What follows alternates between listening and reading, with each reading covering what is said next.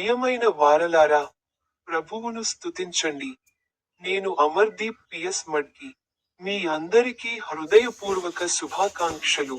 ఈ రోజు, మార్చి నెల 18వ తేదీన, బైబిల్లోని ఆయన మాటలలో ఒకదాని గురించి నేను మాట్లాడాను.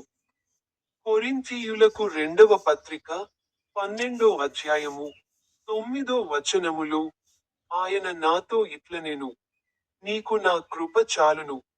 ఎందుకనగా బలహీనతలోనే నా శక్తి పరిపూర్ణమగును. కాబట్టి, క్రీస్తు శక్తి నా మీద నిలిచియుండునట్లు, నేను నా బలహీనతలను గూర్చి అతిశయముగా అతిశయపడతాను. మీ అందరికీ హృదయపూర్వక శుభాకాంక్షలు. మరియు నా యూట్యూబ్ ఛానల్లోని స్వైప్ బటన్ను క్లిక్ చేయడం మర్చిపోకండి.